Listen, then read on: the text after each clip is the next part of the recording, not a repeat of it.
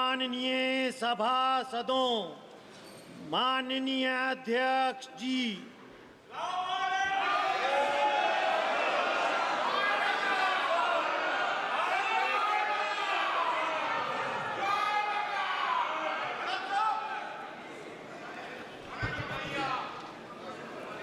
माननीय सदस्यगण, मुझे अपनी ओर से तथा सदन के माननीय सदस्यों की ओर से अंतर संसदीय संघ आईपीयू की प्रेसिडेंट और तंजानिया संयुक्त गणराज्य की नेशनल असेंबली की अध्यक्ष माननीय डॉक्टर तुलिया एक्सन का स्वागत करते हुए अत्यंत प्रसन्नता हो रही है। वे हमारी सम्मानित अतिथि के रूप में भारत की आधिकारिक यात्रा पर आई है। यह हमारे लिए खुशी की बात है कि डॉक्टर एक्सन बजट सत्र को देखने के लिए यहाँ उपस्थित है। माननीय डॉक्टर तुलिया एक्सन शुक्रवार दिनांक 19 जुलाई 2024 को भारत पहुंची। उन्होंने 21 जुलाई 2024 को आगरा का भ्रमण किया और इस समय वह विशेष बॉक्स में आसीन है। हम भारत में उनके सुखद और सफल प्रवास की कामना करते हैं। हम अंतर संसदीय संघ के प्रेसिडेंट के रूप में उनकी भूमिका के लिए सफलता की भी कामना करते हैं।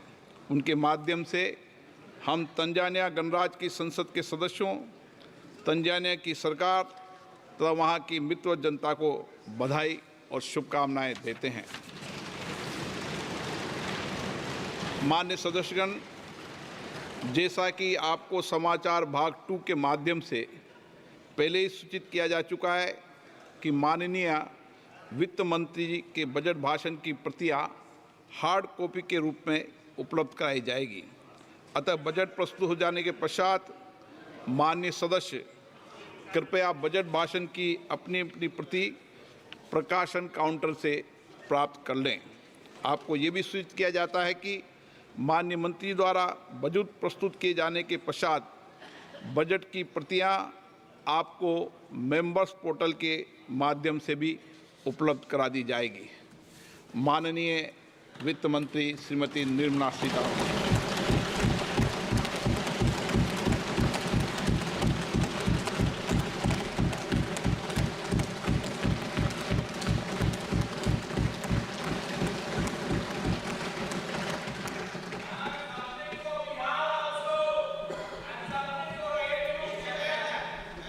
Honorable Speaker, I present the budget for 24-25.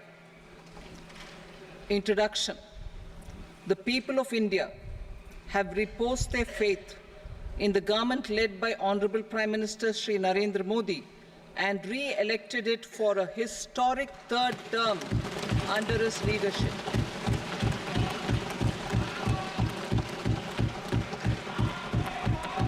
We are grateful for their support, faith, and trust in our policies. We are determined to ensure that all Indians, regardless of religion, caste, gender, and age, make substantial progress in realizing their life goals and aspirations. Global context. The global economy, while performing better than expected, is still in the grip of policy uncertainties. Elevated asset prices, political uncertainties, and shipping disruptions continue to pose significant downside risks for growth and upside risks to inflation. In this context, India's economic growth continues to be the shining exception and will remain so in the years ahead.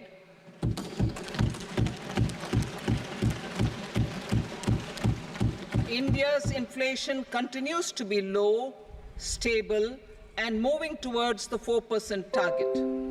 Core inflation, that is non-food and non-fuel, currently is 3.1%. Steps are being taken to ensure supplies of perishable goods reach markets adequately. Interim budget As mentioned in the interim budget, we need to focus on 4 major castes, namely the Garib, Mahilaye, Yuva, and Annadata, the poor, women, youth, and the farmer. For Annadata, we announced higher minimum support prices a month ago for all major crops, delivering on the promise of at least a 50% margin over costs. Pradhan Mantri Garib Kalyan Anna Yojana was extended for 5 years, benefiting more than 80 crore people. Administrative actions for approval and implementation of various schemes announced in the interim budget are well underway. The required allocations have been made. Budget theme. Turning attention to the full year and beyond in this budget, we particularly focus on employment, skilling, MSMEs, and the middle class. I'm happy to announce the Prime Minister's package of 5 schemes and initiatives to facilitate employment, skilling, and other opportunities for 4.1 crore youth over a 5-year period, with a central outlay of 2 lakh crore rupees. I will speak about them shortly, while more details may be seen in the annexure. This year, I've made a provision of 1.48 lakh rupees, 1.48 lakh crore rupees for education, employment, and skilling. Budget priorities. The people have given a unique opportunity to our government to take the country on the path of strong development and an all-round prosperity. In the interim budget, we promised to present a detailed roadmap for our pursuit of Vikasit Bharat. In line with the strategy set out in the interim budget, this budget envisages sustained efforts on the following 9 priorities for generating ample opportunities for all. Number 1, productivity and resilience in agriculture. Number 2, employment and skilling. Number 3, inclusive human resource development and social justice. 4, manufacturing and services. 5, urban development. 6, energy security. 7, infrastructure. 8, innovation, research and development. And 9, next generation reforms. Subsequent budgets will build on these and add more priorities and actions. A more detailed formulation will be carried out as part of the economic policy framework, about which I will speak later in this speech. This budget details some of the specific actions to be initiated in the current year towards fulfillment of these priorities, with potential for transformative changes. The budget also covers some of the previously made announcements with intent to strengthen them and step up their implementation for expediting our journey towards the goal of Vikasit Bharat. Priority 1, productivity and resilience in agriculture. Transforming agricultural research. Our government will undertake a comprehensive review of the agricultural research setup to bring the focus on raising productivity and developing climate-resilient varieties. Funding will be provided in challenge mode, including to the private sector. Domain experts, both from the government and outside, will oversee the conduct of such research. Release of new varieties. New 109 high-yielding and climate-resilient varieties of 32 field and horticultural crops will be released for cultivation by farmers. Natural farming. In the next 2 years, 1 crore farmers across the country will be initiated into natural farming, supported by certification and branding. Implementation will be through scientific institutions and willing gram panchayats. 10,000 need-based bio-input resource centers will be established. Missions for pulses and oil seeds. For achieving self-sufficiency in pulses and oil seeds, we will strengthen their production, storage, and marketing. As announced in the interim budget, a strategy is being put in place to achieve Atmanirbharta for oil seeds such as mustard, groundnut, sesame, soybean, and sunflower. Vegetable production and supply chains. Large-scale clusters for vegetable production will be developed closer to major consumption centers. We will promote farmer-producer organizations, cooperatives, and startups for vegetable supply chains, including for collection and storage and marketing. Digital public infrastructure for agriculture. Buoyed by the success of the pilot project, our government, in partnership with the states, will facilitate the implementation of the digital public infrastructure in agriculture for coverage of farmers and their lands in 3 years. During this year, digital crop survey for Kharif using the DPI will be taken up in 400 districts. The details of 6 crore farmers and their lands will be brought into the farmer and land registries. Further, the issuance of Jan Samarth based Kisan credit cards will be enabled in 5 states. Shrimp production and export. Financial support for setting up a network of nucleus breeding centers for shrimp brood stocks will be provided.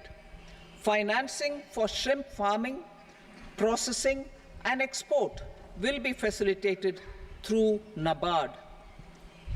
National cooperation policy. Our government will bring out a national cooperation policy for systematic, orderly, and all-round development of the cooperative sector, fast-tracking growth of rural economy and generation of employment opportunities on a large scale will be the policy goal. This year, I have made a provision of 1.52 lakh crore rupees for agriculture and allied sectors.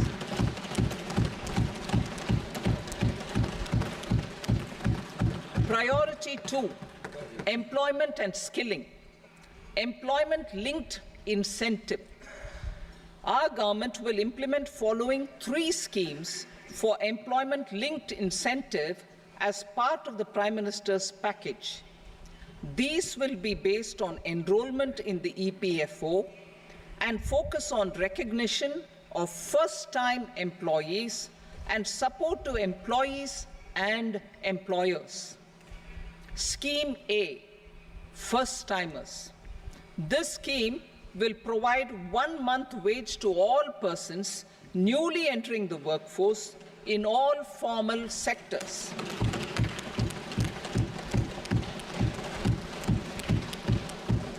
Direct benefit transfer of 1 month's salary in 3 installments to first-time employees as registered in the EPFO will be up to 15,000 rupees. The eligibility limit will be a salary of 1 lakh per month. The scheme is expected to benefit 210 lakh youths.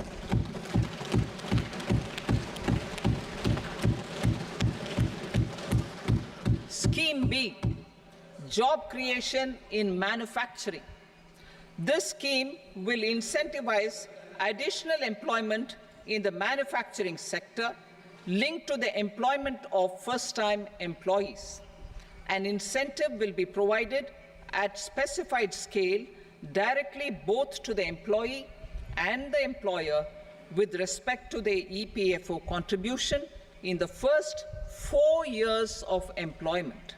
The scheme is expected to benefit 30 lakh youth entering employment and their employers.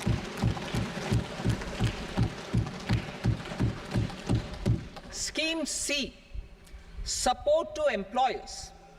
This employer-focused scheme will cover additional employment in all sectors. All additional employment within a salary of 1 lakh rupee per month will be counted. The government will reimburse to employers up to 3,000 rupees per month for 2 years towards the EPFO contribution for each additional employee. The scheme is expected to incentivize additional employment of 50 lakh persons.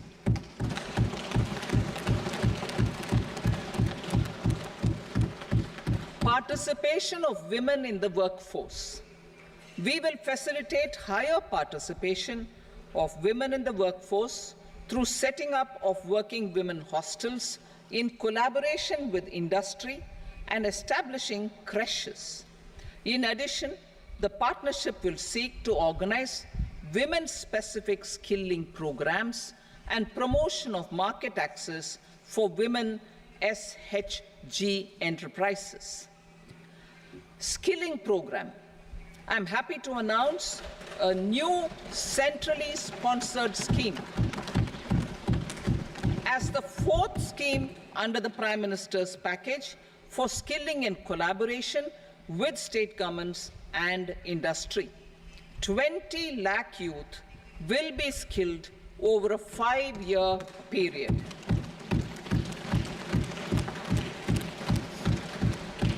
"1,000 industrial training institutes will be upgraded in hub and spoke arrangements with outcome orientation.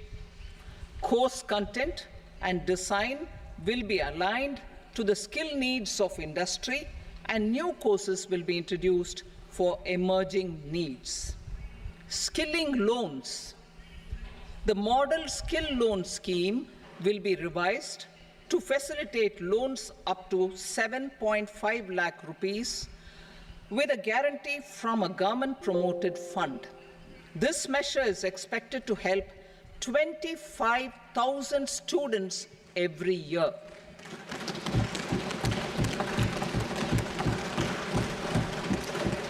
Education loans.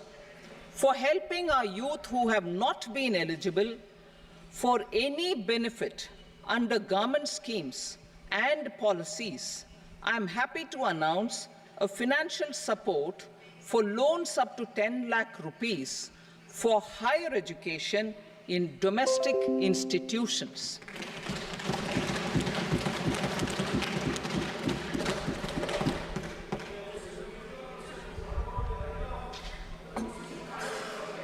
E-vouchers for this purpose. E-vouchers for this purpose will be given directly to 1 lakh students every year for annual interest subvention of 3% of the loan amount. Priority 3, inclusive human resource development and social justice, saturation approach. Our government is committed to all-round, all-pervasive and all-inclusive development of people, particularly farmers, youth, women, and the poor. For achieving social justice comprehensively, the saturation approach of covering all eligible people through various programs, including those for education and health, will be adopted to empower them by improving their capabilities. Implementation of schemes meant for supporting economic activities by craftsmen artisans, self-help groups, scheduled caste, scheduled tribe, and women entrepreneurs and street vendors such as the PM Vishwakarma, PM Swanidhi, National Livelihood Missions, and Stand Up India will be stepped up. Purvodaya. The states in the eastern part of the country are rich in endowments and have strong cultural traditions. We will formulate a plan, Purvodaya, for the all-round development of the eastern region of the country, covering Bihar, Jharkhand, West Bengal, Odisha, and Andhra Pradesh. This will cover human resource development, infrastructure, and generation of economic opportunities to make the region an engine to attain Vikasit Bharat. On the Amritsar-Kolkata Industrial Corridor, we will support development of an industrial node at Gaya. This corridor will catalyze industrial development of the eastern region. The industrial node at Gaya will also be a good model for developing our ancient centers of cultural importance into future centers of modern economy.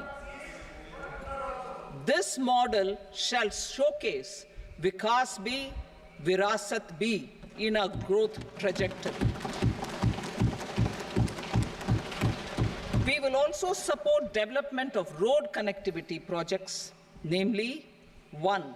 Patna-Purnia Expressway, 2. Buxar-Bhagalpur Expressway, 3. Bodh Gaya, Rajgir, Vaishali and Darbhanga spurs, and 4.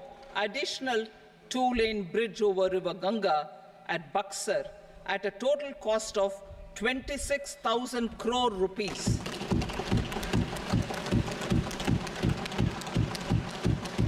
Power projects, including setting up of a new 2,400 megawatt power plant at Pir Painti, will be taken up at a cost of 21,400 crore rupees. New airports, medical colleges, and sports infrastructure in Bihar will be constructed. An additional allocation to support capital investments will be provided. The requests of Bihar government for external assistance from multilateral development banks will be expedited.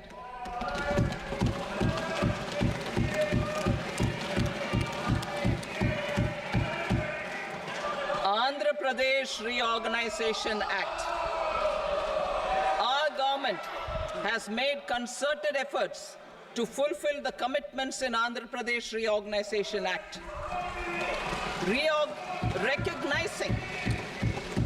Recognizing the state's need for the capital, recognizing the state's need for a capital, we will facilitate special financial support through multilateral development agencies.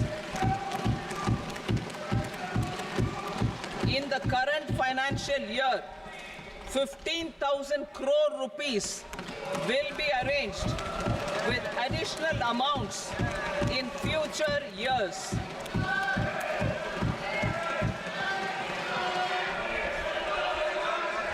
Our government is fully committed to financing and early completion of the Polavaram irrigation project, which is the lifeline for Andhra Pradesh and its farmers. This will facilitate our country's food security as well. Under the Act, Andhra Pradesh Reorganization Act, for promoting industrial development, funds will be provided for essential infrastructure such as water, power, railways, and roads. In Koparti node, on the Visakhapatnam-Chennai Industrial Corridor and Varavakal node on the Hyderabad-Bengaluru Industrial Corridor.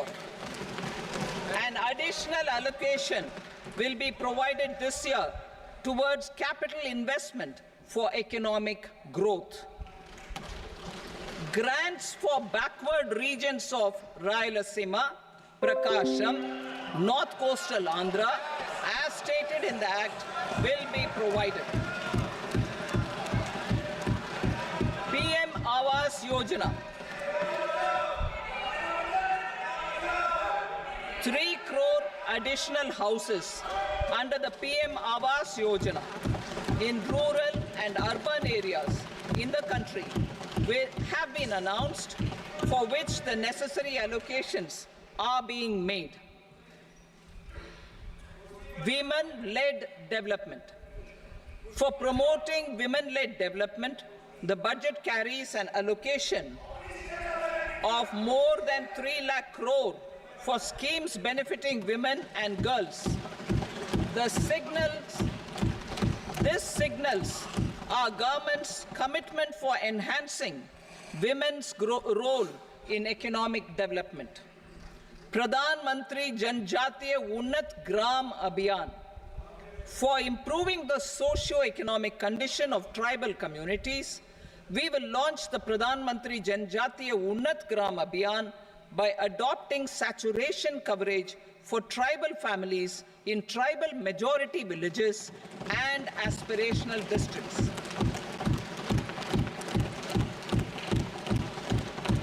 This will cover 63,000 villages, benefiting 5 crore tribal people. Bank branches in northeastern region. More than 100 branches of India Post Payment Bank will be set up in the northeast region to expand the banking services. This year, I have made a provision of 2.66 lakh crore rupees for rural development, including rural infrastructure. Priority 4, manufacturing and services, support for promotion of MSMEs. This budget provides special attention to MSMEs and manufacturing, particularly labor-intensive manufacturing. We have formulated a package covering financing, regulatory changes, and technology support for MSMEs to help them grow and also compete globally, as mentioned in the interim budget. I am happy to announce the following specific measures. Credit guarantee scheme for MSMEs in the manufacturing sector. For facilitating term loans to MSMEs for purchase of machinery and equipment without collateral or third-party guarantee, a credit guarantee scheme will be introduced. The scheme will operate on pooling of credit risks of such MSMEs. A separately constituted self-financing guarantee fund will provide to each applicant guarantee cover up to 100 crore rupees, while the loan amount may be larger. The borrower will have to provide an upfront guarantee fee and an annual guarantee fee on the reducing loan balance. New assessment model for MSME credit. Public sector banks will build their own in-house capability to assess MSMEs for credit instead of relying on external assessment. They will also take a lead in developing or getting developed a new credit assessment model based on the scoring of digital footprints of the MSMEs in the economy. This is expected to be a significant improvement over the traditional assessment of credit eligibility based only on asset or turnover criteria. That will also cover MSMEs without a formal accounting system. Credit support to MSMEs during stress period. I'm happy to announce a new mechanism for facilitating continuation of bank credit to MSMEs during their stress period while being in special mention account, SMA stage, for reasons beyond their control, MSMEs need credit to continue their business and to avoid getting into the NPA stage. Credit availability will be supported through a guarantee from a government-promoted fund. Mudra loans. The limit of Mudra loans will be enhanced to 20 lakh from the current 10 lakh for those entrepreneurs who have availed and successfully repaid previous loans under the Tarun category. Enhanced scope for mandatory onboarding in TREDS.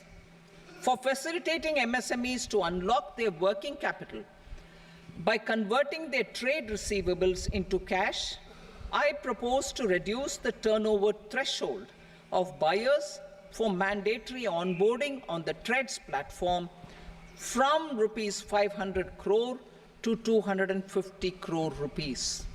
This measure will bring 22 more CPSCs and 7,000 more companies onto the platform. Medium enterprises will also be included in the scope of the suppliers. SIDBI branches in MSME clusters. SIDBI will open new branches to expand its reach to serve all major MSME clusters within 3 years and provide direct credit to them. With the opening of 24 such branches this year, the service coverage will expand to 168 out of 242 major clusters. MSME units for food irradiation, quality and safety testing.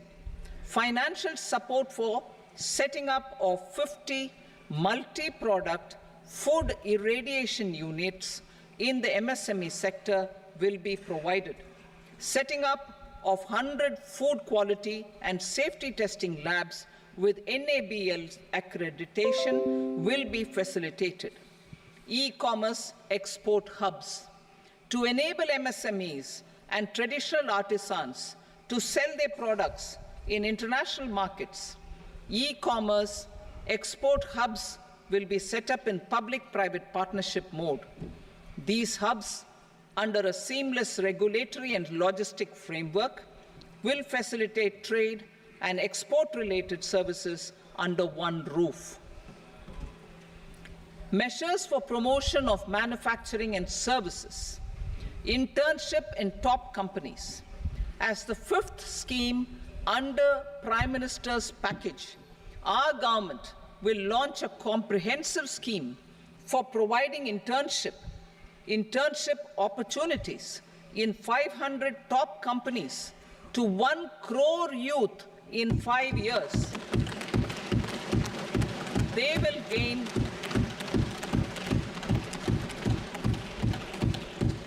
will gain exposure for 12 months to real-life business environment, varied professions, and employment opportunities. An internship allowance of 5,000 per month, 5,000 rupees per month, along with a one-time assistance of 6,000 rupees will be provided. Companies will be expected to bear the training cost and 10% of their internship cost from their CSR funds. Industrial parks. Our government will facilitate development of investment-ready, plug-and-play industrial parks with complete infrastructure in or near 100 cities in partnership with the states and private sector by better using town planning schemes. 12 industrial parks under the National Industrial Corridor Development Program also will be sanctioned.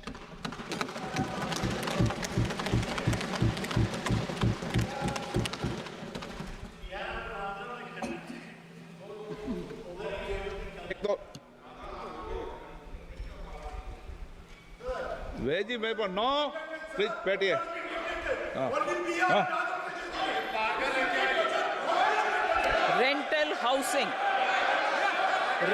housing with dormitory type accommodation for industrial workers will be, just 1 minute. Rental housing, I repeat, rental housing with dormitory type accommodation for industrial workers will be facilitated in PPP mode with VGF support and commitment from anchor industries. Shipping industry, ownership, leasing, and flagging reforms will be implemented to improve the share of Indian shipping industry and generate more employment. Critical mineral mission. We will set up a critical mineral mission for domestic production, recycling of critical minerals, and overseas acquisition of critical mineral assets. Its mandate will include technology development, skilled workforce, extended producer responsibility framework, and a suitable financing mechanism. Offshore mining of minerals. Our government will launch the auction of the first tranche of offshore blocks for mining, building on the exploration already carried out. Digital public infrastructure applications. Turning to the services sector, I propose development of DPI applications at population scale for productivity gains, business opportunities, and innovation by the private sector. These are planned in the areas of credit, e-commerce, education, health, law and justice, logistics, MSME service delivery, and urban governance. Integrated technology platform for IBC ecosystem. An integrated technology platform will be set up for improving the outcomes under the Insolvency Bankruptcy Code for achieving consistency, transparency, timely processing, and better oversight for all stakeholders. Voluntary closure of LLPs.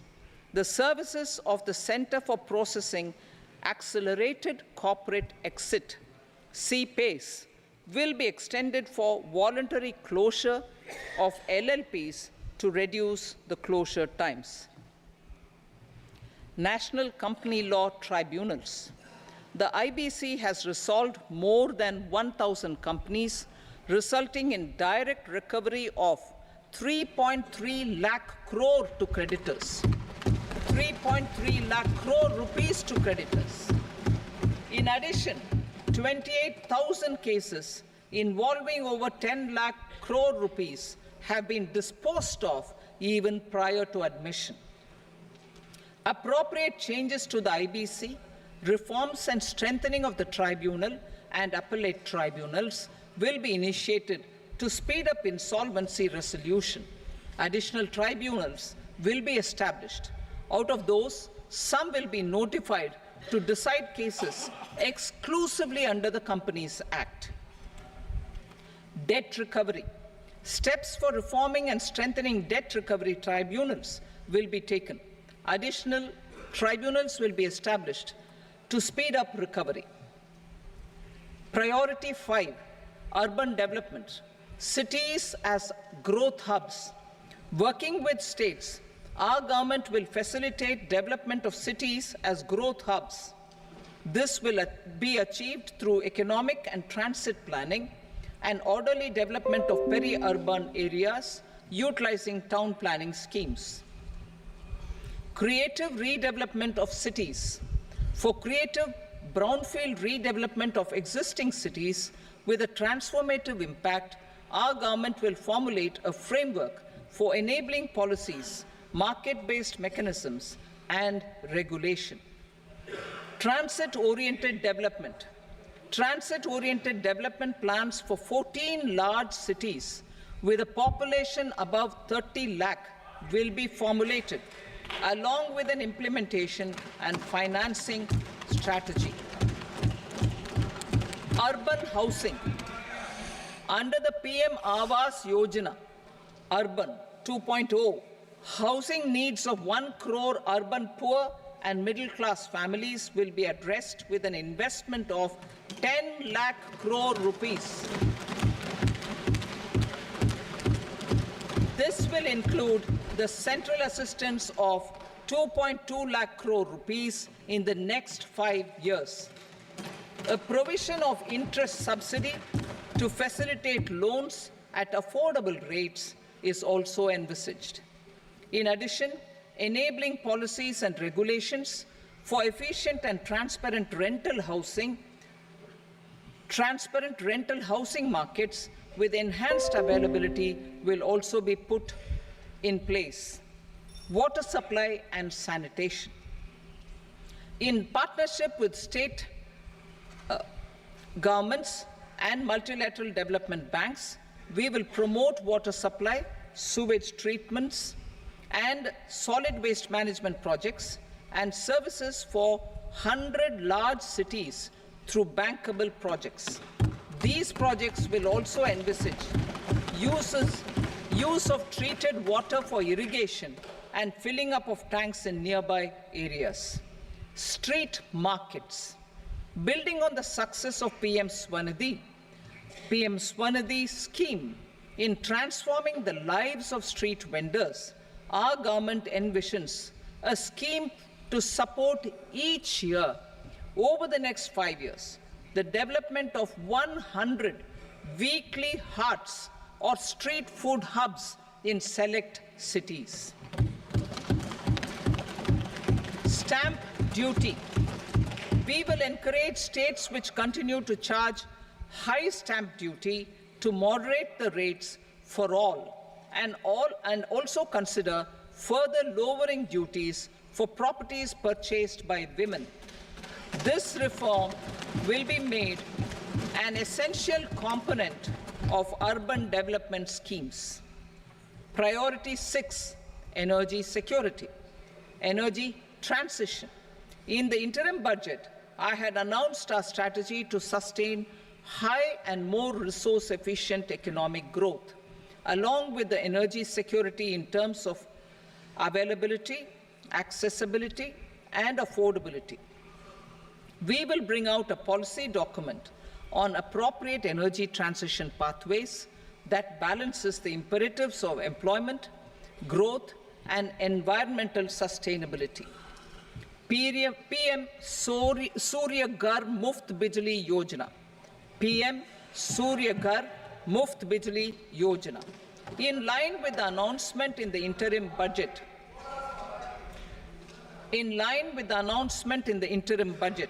PM Surya Ghar Muft Bijli Yojana has been launched to install rooftop solar plants to enable 1 crore households obtain free electricity up to 300 units every month. The scheme has generated remarkable response with more than 1.28 crore registrations and 14 lakh applications, and we will further encourage it. Pumped storage policy. A policy for promoting pumped storage projects will be brought out for electricity storage and facilitating smooth integration of the growing share of renewable energy with its variable and intermittent nature in the overall energy mix. Research and development of small and modular nuclear reactors. Nuclear energy is expected to form a very significant part of the energy mix for Vikasit Bharat. Towards that pursuit, our government will partner with the private sector for 1. Setting up Bharat Small Reactors, 2. Research and development of Bharat Small Modular Reactor, and 3. Research and development of newer technologies for nuclear energy.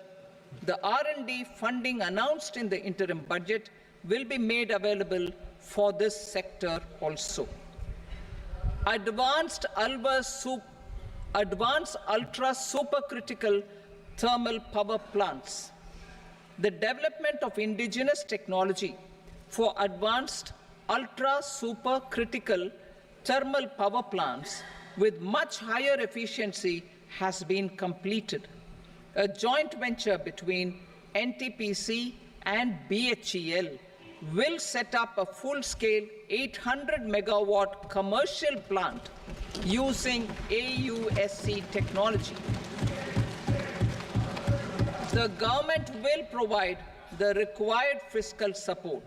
Moving forward, development of indigenous capacity for the production of high-grade steel and other advanced metallurgy materials for these plants will result in strong spin-off benefits for the economy. Roadmap for hard-to-abate industries. A roadmap for moving the hard-to-abate industries from energy efficiency targets to emission targets will be formulated. Appropriate regulations for transition of these industries from the current perform, achieve, and trade mode to Indian carbon market mode will be put in place. Support to traditional micro and small industries. An investment-grade energy audit of traditional micro and small industries in 60 clusters, including brass and ceramic, will be facilitated. Financial support will be provided for shifting them to cleaner forms of energy and implementation of energy efficiency measures. The scheme will be replicated in another 100 clusters in the next phase. Priority 7, infrastructure investment by central government. Significant investment the central government has made over the years in building and improving infrastructure has had a strong multiplier effect on the economy. We will endeavor to maintain strong fiscal support for infrastructure over the next 5 years in conjunction with imperatives of other priorities and fiscal consolidation. This year, I have provided 11,11,111 crore rupees for capital expenditure. This would be 3.4% of our GDP. Infrastructure investment by state governments. We will encourage states to provide support of similar scale for infrastructure, subject to their development priorities. A provision of 1.5 lakh crore rupees for long-term interest-free loans have been made this year also to support the states in their resource allocation. Private investment in infrastructure. Investment in infrastructure by private sector will be promoted through viability gap funding and enabling policies and regulations. A market-based financing framework will be brought out. Pradhan Mantri Gram Sadak Yojana, Phase 4 of the PMGSY will be launched to provide all-weather connectivity to 25,000 rural habitations, which have become eligible in view of their population increase. Irrigation and flood mitigation. Bihar has frequently suffered from floods, many of them originating outside the country. Plans to build flood control structures in Nepal are yet to progress. Our government, through the Accelerated Irrigation Benefit Program and other sources, will provide financial support for projects with estimated cost of 11,500 crore rupees, such as the Kosi-Michi intra-state link and 20 other ongoing and new schemes, including barrages, river pollution abatement, and irrigation projects. In addition, survey and investigation of Kosi-related flood mitigation and irrigation projects will be undertaken.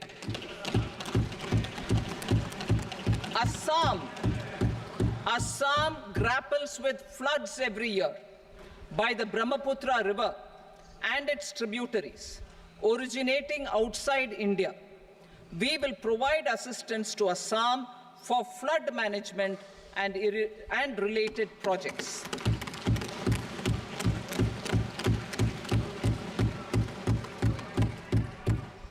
Himachal Pradesh suffered extensive losses due to floods last year.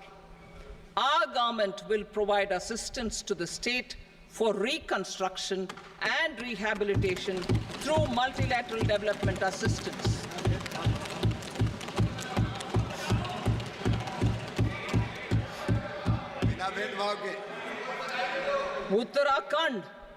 Uttarakhand too suffered losses due to cloudbursts and massive landslides. We will provide assistance to the state. Recently, Sikkim witnessed devastating flash floods and landslides that wreaked havoc across the state. Our government will provide assistance to the state. Tourism has always been a part of our civilization. Our efforts in positioning India as a global tourist destination will also create jobs, stimulate investments, and unlock economic opportunities for other sectors. In addition to the measures outlined in the interim budget, I propose the following measures. Vishnupad Temple at Gaya and Mahabodhi Temple at Bodh Gaya in Bihar are of immense spiritual significance. Comprehensive development of Vishnupad Temple Corridor and Mahabodhi Temple Corridor will be supported, modeled on the successful Kashi Vishwanath Temple Corridor to transform them into world-class pilgrim and tourist destinations. Rajgir holds immense religious significance for Hindus, Buddhists, and Jains. The 20th Tirthankara Muniswarata temple in the Jain temple complex is ancient. The Saptarishi, or the 7 hot springs, form a warm water Brahmkund that is sacred. A comprehensive development initiative for Rajgir will be undertaken. Our government will support the development of Nalanda as a tourist center, besides reviving Nalanda University to its glorious stature. Odisha's scenic beauty, temples, monuments, craftsmanship, wildlife sanctuaries, natural landscapes, and pristine beaches make it an ultimate tourism destination. Our government will provide assistance for their development to Odisha as well. Priority 8, innovation, research, and development. We will operationalize the Anusandhan National Research Fund for basic research and prototype development. Further, we will set up a mechanism for spurring private sector-driven research and innovation at commercial scale, with a financing pool of 1 lakh crore rupees in line with the announcement in the interim budget. Space economy. With our continued emphasis on expanding the space economy by 5 times in the next 10 years, a venture capital fund of 1,000 crore rupees will be set up. Priority 9, next generation reforms. Economic policy framework. We will formulate an economic policy framework to delineate the overarching approach to economic development and set the scope of the next generation of reforms for facilitating employment opportunities and sustaining high growth. Our government will initiate and incentivize reforms for 1. Improving productivity of factors of production, and 2. Facilitating markets and sectors to become more efficient. These reforms will cover all factors of production, namely land, labor, capital, and entrepreneurship, and technology as an enabler of improving total factor productivity and bridging inequality. Effective implementation of several of these reforms requires collaboration between the center and the states, and building consensus as development of the country lies in development of the states. For promoting competitive federalism and incentivizing states for faster implementation of reforms, I propose to earmark a significant part of the 50-year interest-free loan. Working with the states, we will initiate the following reforms.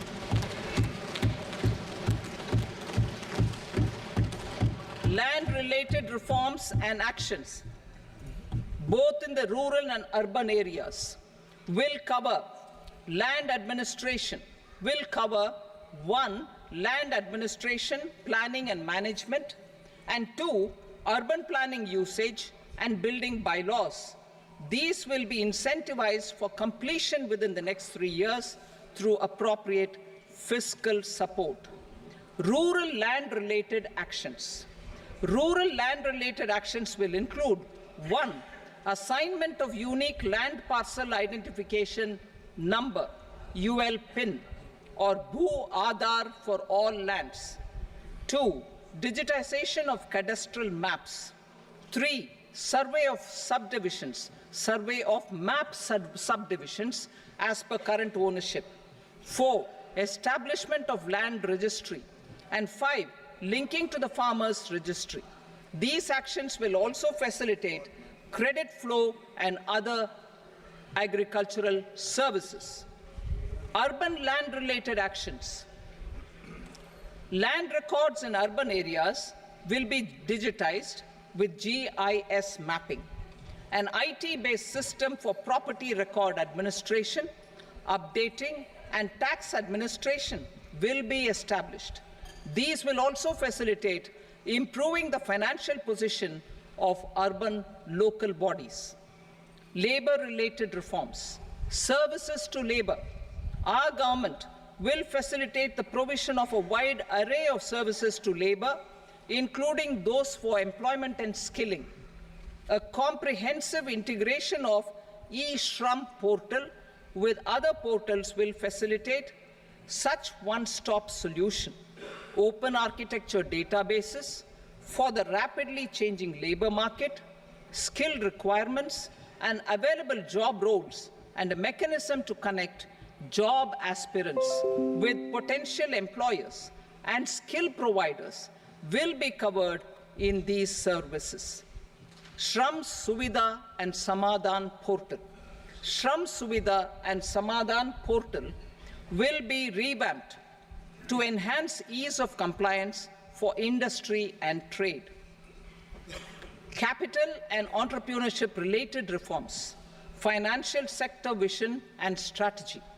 For meeting financing needs of the economy, our government will bring out a financial sector vision and strategy document to prepare the sector in terms of size, capacity, and skills.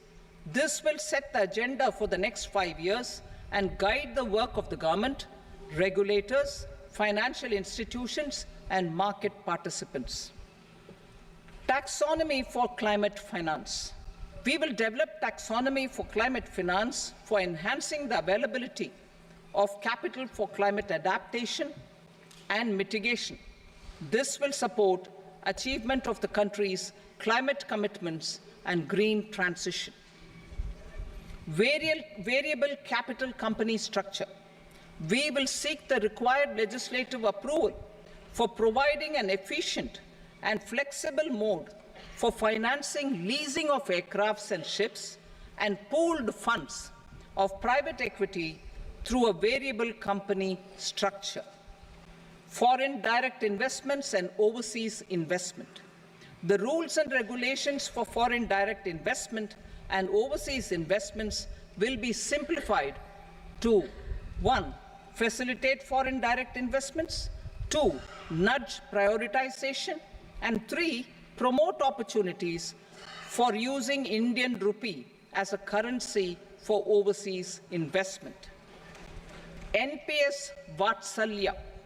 NPS Vatsalya, a plan for contribution by parents and guardians for minors, will be started. On attaining the age of majority, the plan can be converted seamlessly into a normal NPS account. Use of technology. We have successfully used technology for improving productivity and bridging inequality in our economy during the past 10 years. Public investment in digital infrastructure and innovations by the private sector have helped in improving access of all citizens, particularly the common people, to market resources, education, health and services. We will step up adoption of technology towards digitalization of the economy. Ease of doing business. For enhancing ease of doing business, we are already working on the Jan Vishwas Bill 2.0. Further, states will be incentivized for implementation of the business reforms, action plans, and digitalization. Data and statistics. For improving data governance, collection, processing and management of data and statistics, different sectoral databases, including those established under the Digital India Mission, will be utilized with active use of technology tools. New pension scheme. The committee to review the NPS has made considerable progress in its work. I am happy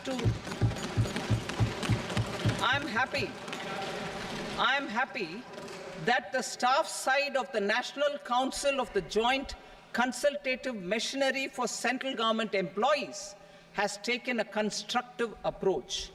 A solution will be evolved which addresses the relevant issues while maintaining fiscal prudence to protect the common citizens. Budget estimates for 24-25. For the year 24-25, total receipts other than borrowings and the total expenditure are estimated at 32.07 lakh crore rupees and 48.21 lakh crore rupees respectively. The net tax receipts are estimated at 25.83 lakh crore rupees. The fiscal deficit is estimated at 4.9% of the GDP. The gross and the net market borrowings through dated securities during 24-25 are estimated at 14.01 lakh crore rupees and 11.63 lakh crore rupees respectively. Both will be less than that in 23-24. The fiscal consolidation path announced by me in 2021 has served our economy very well, and we aim to reach the deficit below 4.5% next year. The government is committed to staying the course. From 2026-27 onwards, our endeavor will be to keep the fiscal deficit each year such that the central government's debt will be on a declining path as percentage of GDP. I will now move to Part B.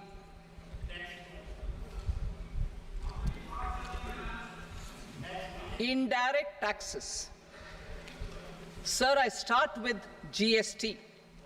It has decreased tax incidence on the common man, reduced compliance burden and logistics cost for trade and industry, and enhanced revenues of the central and the state governments.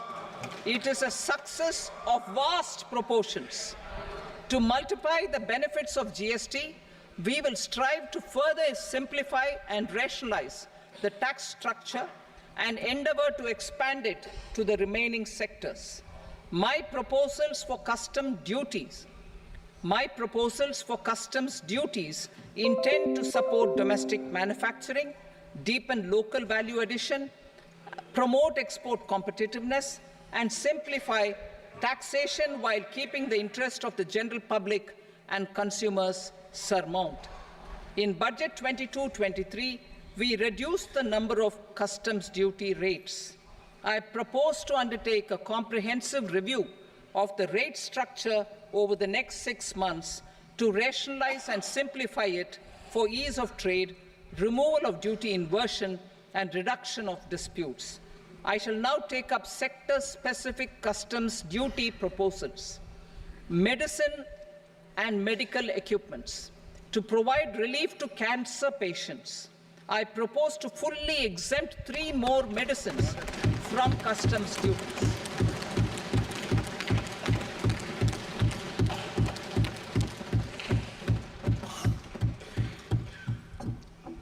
I also propose changes in the BCD on X-ray tubes and flat panel detectors for use in medical X-ray machines under the phased manufacturing program so as to synchronize them with the domestic capacity addition.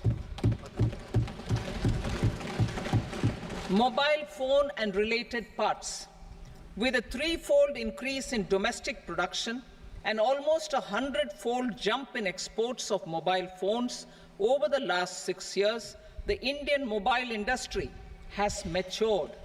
In the interest of consumers, I now propose to reduce the BCD on mobile phone, mobile PCBA, and mobile charger to 15%. Critical minerals. Minerals such as lithium, copper, cobalt, and rare earth elements are critical for sectors like nuclear energy, renewable energy, space, defense, telecommunications, and high-tech electronics. I propose to fully exempt customs duties on 25 critical minerals and reduce BCD on 2 of them. This will provide a major fillip to the processing and refining of such minerals and help secure their availability for these strategic and important sectors. Solar energy. Energy transition is critical in the fight against climate change. To support energy transition, I propose to expand the list of exempted capital goods for use in the manufacture of solar cells and panels in the country. Further, in view of sufficient domestic manufacturing capacity of solar gas, glass, and tinned copper interconnect, I propose not to extend the exemption of custom duties provided to them. Marine products. India's seafood exports in the last financial year touched an all-time high of more than 60,000 crores of rupees. Frozen shrimp accounted for about 2/3 of these exports. To enhance their competitiveness, I propose to reduce BCD on certain broodstock, polychaete worms, shrimp, and fish feed to 5%. I also propose to exempt customs duty on various inputs for manufacture of shrimp and fish feed. Leather and textile. Similarly, to enhance the competitiveness of exports in the leather and textile sectors, I propose to reduce BCD on real down-filling material from duck or goose. I am also making additions to the list of exempted goods for manufacture of leather and textile garments, footwear, and other leather articles for export. To rectify inversion in duty, I propose to reduce BCD subject to conditions on methylene diphenyl diisocyanate, MDI, for manufacture of spandex yarn from 7.5 to 5%. Furthermore, the export duty structure on raw hides, skin, and leather is proposed to be simplified and rationalized. Precious metals. To enhance domestic value addition in gold and precious metal jewelry, in the country. I propose to reduce customs duties on gold and silver to 6% and that of platinum to 6.4%. Other metals, steel and copper, are important raw materials. To reduce their cost of production, I propose to remove the BCD on ferronickel and blister copper. I am also continuing with nil BCD on ferrous scrap and nickel cathode and concessional BCD of 2.5% on copper scrap. Electronics. To increase value addition in the domestic electronics industry, I propose to remove the BCD subject to conditions on oxygen-free copper for manufacture of resistors. I also propose to exempt certain parts for manufacture of connectors. Chemicals and petrochemicals. To support existing and new capacities in the pipeline, I propose to increase the BCD on ammonium nitrate from 7.5% to 10%. Plastics. PVC flex banners are non-biodegradable and hazardous for environment and health. To curb their imports, I propose to raise the BCD on them from 10 to 25%. Telecommunication equipment. To incentivize domestic manufacturing, I propose to increase the BCD from 10 to 15% on PCBA of specified telecom equipment. Trade facilitation. To promote domestic aviation and boat and ship MRO, I propose to extend the period for export of goods imported for repairs from 6 months to 1 year. I'll read that again. To promote domestic aviation and boat and ship maintenance, repair and operations, I propose to extend the period for export of goods imported for repairs from 6 months to 1 year. In the same vein, I propose to extend the time limit for re-import of goods for repairs under warranty from 3 to 5 years. I now move to direct taxes. We will continue our efforts to simplify taxes, improve taxpayer services, provide tax certainty, and reduce litigation while enhancing revenues for funding the development and welfare schemes of the government. It has been our endeavor to simplify taxation. We have taken a number of measures in the last few years, including introduction of simplified tax regimes without exemptions and deductions for corporate tax and for personal income tax. This has been appreciated by taxpayers. 58% of corporate tax came from the simplified tax regime in the financial year 22-23. Similarly, as per data available till now, for the last fiscal, more than 2/3 have availed the new personal income tax regime. Comprehensive review of the Income Tax Act. I am now announcing a comprehensive review of the Income Tax Act 1961. The purpose is to make the Act concise, lucid, easy to read and understand. This will reduce disputes and litigation, thereby providing tax certainty to the taxpayers. I will also bring down the demand embroiled in litigation. It is proposed to be completed in 6 months. A beginning is being made in the Finance Bill by simplifying the tax regime for charities, tedious rate structures, provisions of reassessment and such provisions, and capital gains taxation. Simplification for charities and tedious. The two tax exemption regimes for charities are proposed to be merged into one. The 5% tedious rate on many payments is being merged into the 2% tedious rate, and the 20% tedious rate on repurchase of units by mutual funds or UTI is being withdrawn. TDS rate on e-commerce operators is proposed to be reduced from 1 to 0.1%. Moreover, credit of TCS is proposed to be given in the TDS to be deducted on salary.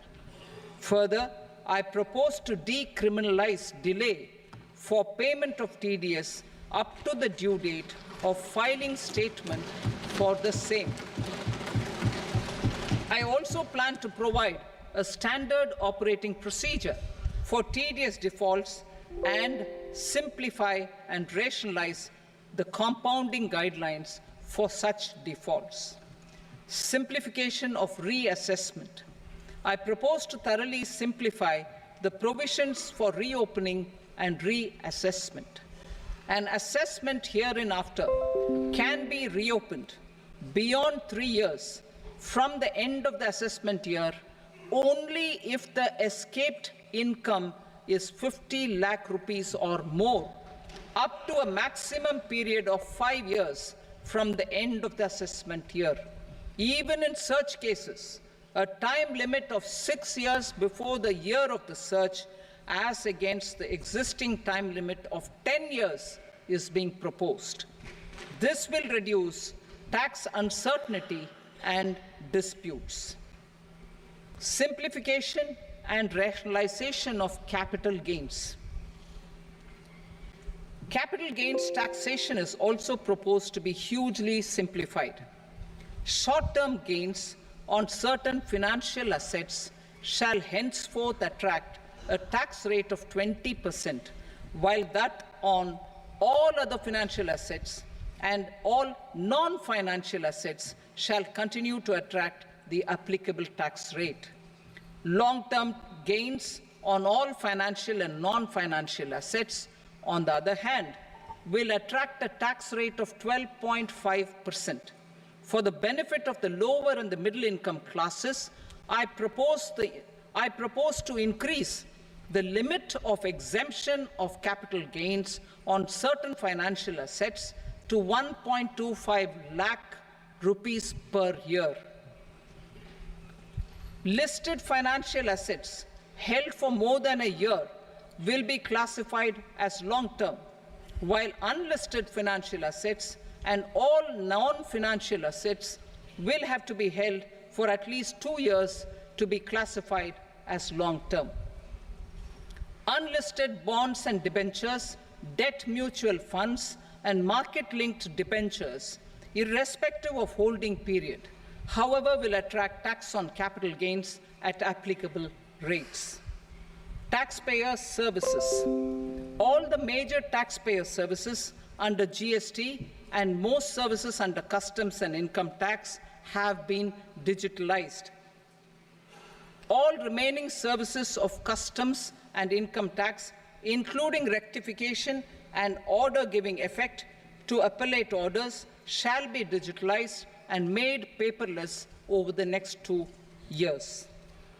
Litigation and appeals. While our concerted efforts to reduce pendency of appeals at various appellate fora are beginning to show good results, it will continue to engage our highest attention.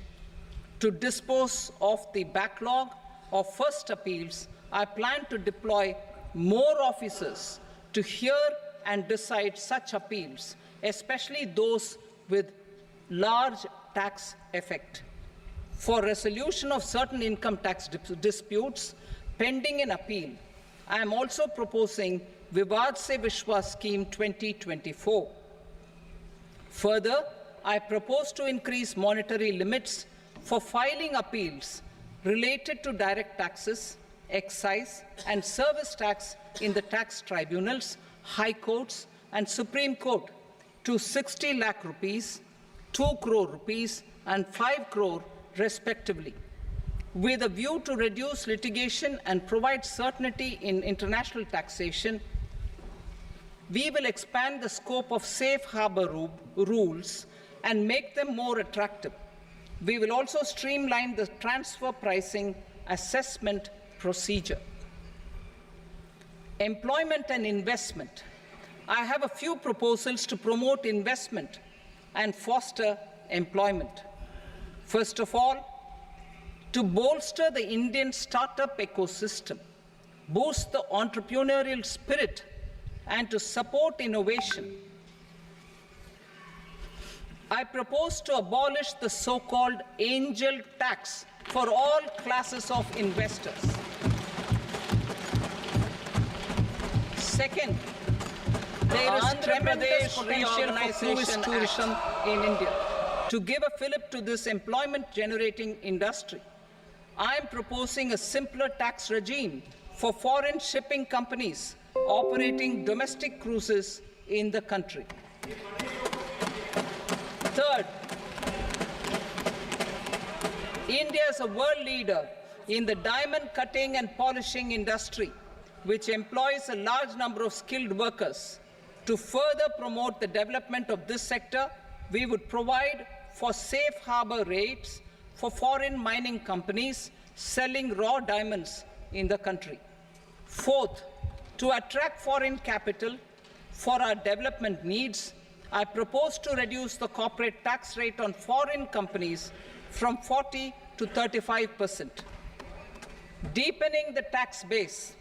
I have a couple of proposals for deepening the tax base. First, security transaction tax on futures and options of securities is proposed to be increased to 0.02% and 0.1% respectively. Second, for reasons of equity, I propose to tax income received on buyback of shares in the hands of recipients. Other proposals. To improve social security benefits, deduction of expenditure by employers towards NPS is proposed to be increased from 10 to 14% of the employee's salary. Similarly, deduction of this expenditure up to 14% of salary from the income of employees in private sector, public sector banks and undertakings opting for the new tax regime is proposed to be provided. Indian professionals working in multinationals get ESOPs and invest in social security schemes and other movable assets abroad. Non-reporting of such small foreign assets has penal consequences under the Black Money Act. Such non-reporting of movable assets up to 20 lakh rupees is proposed to be depenalized. Other major proposals in the finance bill relate to withdrawal of equalization levy of 2%, expansion of tax benefits to certain funds and entities in IFSCs, and immunity from penalty and prosecution to Benamidar on full and true disclosure so as to improve conviction under the Benami Transaction Prohibition Act 1988. Personal income tax. Coming to personal income tax rates, I have two announcements to make for those opting for the new tax regime. First, the standard deduction for salaried employees is proposed to be increased from 50,000 to 75,000 rupees.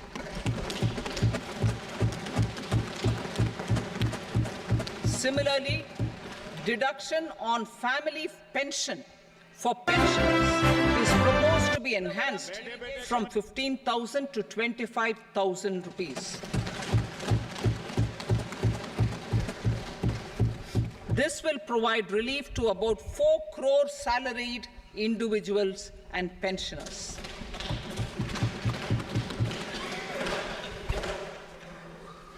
Second, in the new tax regime, the tax rate structure is proposed to be revised as follows. 0 to 3 lakh rupees, nil. 3 to 7 lakh rupees, 5%. 7 to 10 lakh rupees, 10%. 10 to 12 lakh rupees, 15%. 12 to 15 lakh rupees, 20%. And above 15 lakh rupees, 30%. As a result of these changes, a salaried employee in the new tax regime stands to save up to 17,500 rupees in income tax.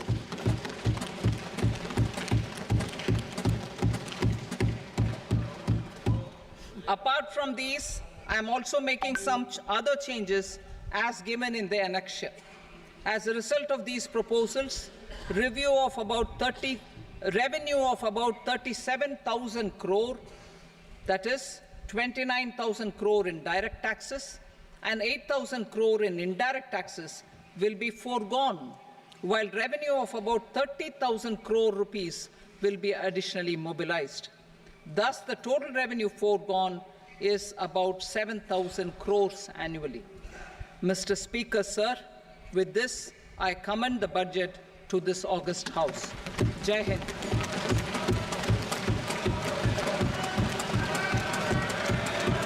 Item number 2. Item number 2.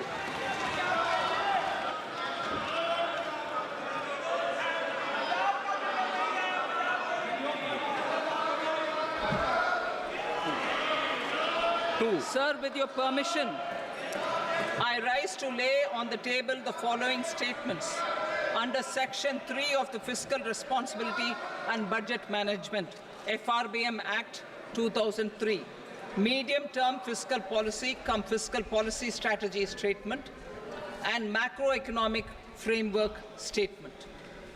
Item number 3. Sir, with your permission, I rise to move for leave to introduce the Finance Number 2 Bill 2024. प्रश्न ये कि विधेयक को पुनर्स्थापित करने की अनुमति प्रदान की जाए। जो सदस्य इसके पक्ष में हाँ कहें, जो सदस्य विरोध में ना कहें। मेरे विचार में निर्णय हाँ वालों के पक्ष में अनुमति प्रदान की जाती है। माननीय मंत्री जी, अब विधेयक पुनर्स्थापित करें। Sir, I introduce the bill. Item number 4. The Union Territory of Jammu and Kashmir budget. Sir, I rise to present a statement, Hindi and English versions, of the estimated receipts and expenditure of the Union Territory of Jammu and Kashmir for the year 24-25. सभा की कार्रवाई कल बुधवार दिनांक 24 जुलाई 2024 को प्राप्त 11 बजे तक के लिए स्थगित की जाती है।